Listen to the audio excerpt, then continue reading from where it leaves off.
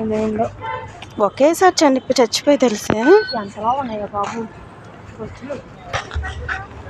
చేపలు చూడ ఎక్కువ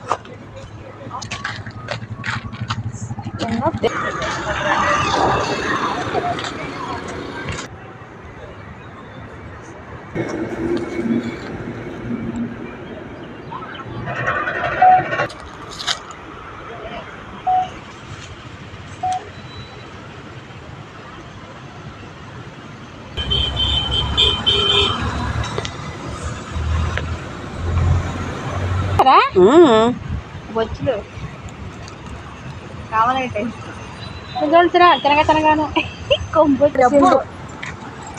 ఏ మెడిసిన్ ఏం చేసి నడిచిందో